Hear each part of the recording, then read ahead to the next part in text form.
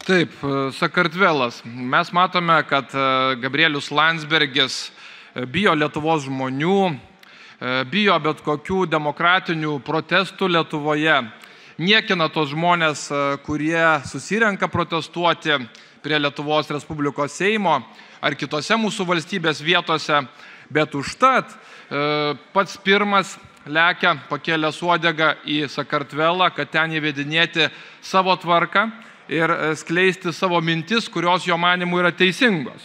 Bet jisai pamiršta, kad Sakartvelas turi teisėtai išrinktą valdžią ir kad Sakartvelo žmonės turėtų nuspręsti, kokia ta valdžia turėtų būti.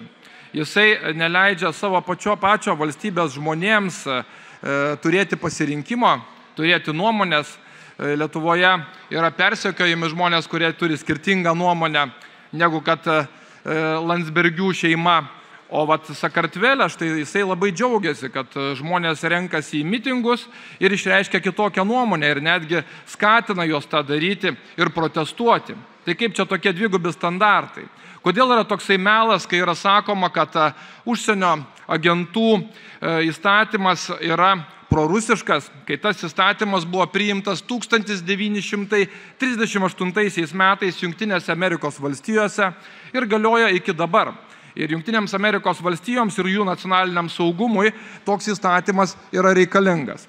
Kaip jau minėjo ir mano kolega Valius Ąžuolas, tai ir Prancūzija, ir Vengrija labai panašius įstatymus yra priėmę ir jų nacionaliniam saugumui taip pat tokie įstatymai yra naudingi. Ir kažkodėl nei JAV, nei Prancūzija nenusigrėžė nuo vakarų, nenusigrėžė nuo vakarietiškos politikos kurso. Tai kaip čia dabar išeina, kad vienos valstybės turi teisę rūpinti savo nacionaliniu saugumu, o kitos ne. Tai Lietuvoje akivaizdu, kad iki dabar šis Seimas ir daugybė kitų per 34 metus buvusių Seimų bijo išviešinti KGB agentus ir nuolat balsuoja dauguma Seimo narių prieš tai. Dėl to, kad paviešinti tokius dalykus labai nenori Landsbergių šeima ir kiti žmonės. Kodėl nenori? Matomai turėtume labai gerai susimastyti, kodėl to nenorima ir kodėl šitie trigubi, keturgubi standartai yra taikomi mūsų valstybėje. Akivaizdu, kad įvairioms sorošinėms, vaivorykštinėms organizacijoms, jų fondams yra labai naudinga ir paranku turėti galimybę nevaržomai veikti tiek mūsų valstybėje, tiek kitose valstybėse.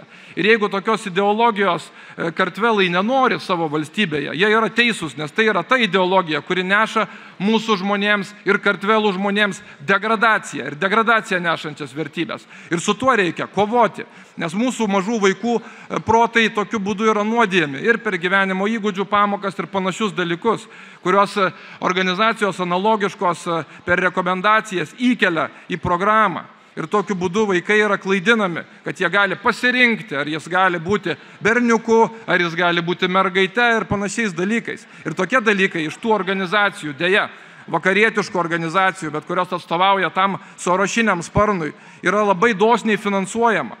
Ir jeigu valstybė nori būti saugi ir kad taip neatsitiktų, kad paskui vaikai nukenčia, o 67% po tokių lyties keitimo operacijų vaikai turi labai stiprius šalutinius sveikatos, kaip sakytų, padarinius.